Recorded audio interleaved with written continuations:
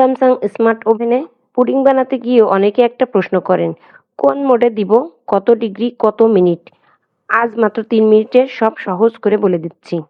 অনেক অনেক প্রশ্ন, বেশি যে প্রশ্ন আসে, আপু পুডিং বানাবো কিভাবে, কোন মুডে দিব, কত ডিগ্রি সেলসিয়াসে দিব। তাই ভাবলাম আজকে একটা ভিডিও নিয়ে আসি, পুডিং কিভাবে বানাবো, কত ডিগ্রি সেলসিয়াসে দিব, আর কত মুডে দিব, কোন মুডে দিব। তো আপনারা মন দিয়ে শুনুন এবং ভালোভাবে ভিডিওটা শেষ পর্যন্ত দেখুন, আশা করি উপকৃত হবেন। প্রথমে আপনার মিশ্রণ, যে পুডিং বানানোর যে মিশ্রণটা তৈরি করবেন, তারপর আপনার বাসায় যদি হিট প্রুফ মোল্ড থাকে তাতে ঢেলে দিবেন, আর যদি না থাকে তাহলে দেখবেন ওভেনের সাথে একটা কাচের বাটি থাকে, সে কাচের বাটিতে বসাতে পারেন, ওটাতে ঢেলে দিতে পারেন।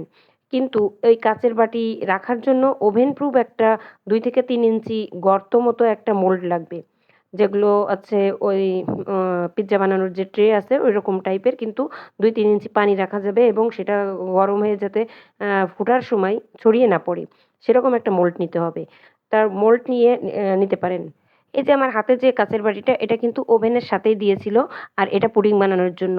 কিন্তু এর সাথে নিচে একটা মোল্ড লাগবে, যে মোল্ডের ভিতরে বসানো হবে পানি, মানে গরম পানির উপরে বসানো হবে, সেটার জন্য আর কি একটা ট্রে লাগবে। সে ট্রেটা অবশ্যই ওভেন প্রুফ হতে হবে, আর এর উপরে যেহেতু ঢাকনা নেই, ঢাকনাটা আপনার ফয়েল পেপার দিয়ে আটকে রাখতে হবে।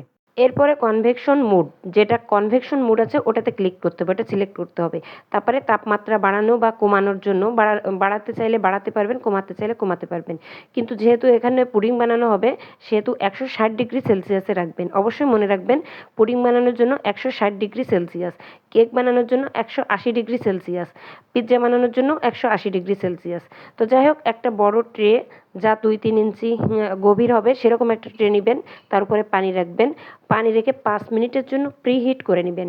অবশ্যই 5 মিনিটের জন্য প্রিহিট করে নেবেন, এতে কিন্তু পানিটা ফুটে আসবে, পানিটা গরম হয়ে আসবে। এরপরে এই পুডিংটা মোল্ড উপরে মোল্ড দিয়ে আর কি ফয়েল পেপার দিয়ে আটকে ঢেকে তারপরে এটা বসিয়ে দিবেন, এই ট্রের উপরে মোল্ডটা বসিয়ে দিবেন। আর যদি ওভেন প্রুফ বাটি থাকে তাহলে তো কোনো কথা নেই, তার মুখ তো আটকানো থাকে, মুখ ওয়ালা হলে আরও সুবিধা। আমি যেভাবে বলছি এভাবে যদি তৈরি করতে পারেন তাহলে পুডিংটা নরম হবে, মসৃণ হবে।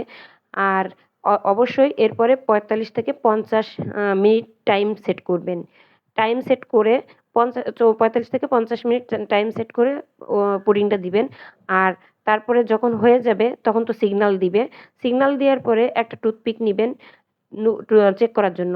দেখবেন যদি পরিষ্কার বের হয়ে আসে তাহলে বুঝবেন যে পুডিং রেডি। আর যদি না বের হয়, হালকা হালকা নরম থাকে, তাহলে আরও 5 মিনিট, 5 থেকে 10 মিনিট বাড়িয়ে নিতে পারেন। কারোর একটু সময় বেশি লাগে কোনো ওভেনে, আবার কোনো ওভেনে কিন্তু সময় অ্যাকুরেট টাইমে হয়ে যায়, আবার কোনো ওভেনের কমও লাগে। আর পুডিং হয়ে গেলে স্বাভাবিকভাবে যা যা করতে হয়, ঠান্ডা করে ফ্রিজে রাখতে হয়, এটা তো আপনারা সবাই জানেন। আমি চেয়েছিলাম প্র্যাকটিক্যালি আপনাদের দেখিয়ে দিতে, কিন্তু আমার সম্প্রতি একটা সমস্যা হয়েছে ওভেনে, যার কারণে আমি ওভেনে বানাতে পারিনি। কিন্তু আপনাদের এত এত কমেন্ট আসছে এই পুডিং বানানো নিয়ে, যার জন্য মনে হলো আমি একটু মুখে বলে দিই ধাপে ধাপে, যদি আপনাদের উপকারে আসে।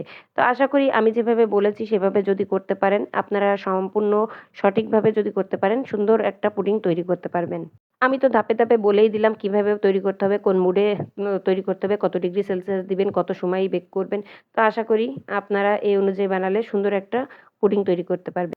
আর আমার ওভেনটা ঠিক হয়ে গেলে অবশ্যই আপনাদের সামনে একেবারে সরাসরি প্র্যাকটিক্যালি ভিডিও নিয়ে আসবো পুডিং কিভাবে বানাতে হয়।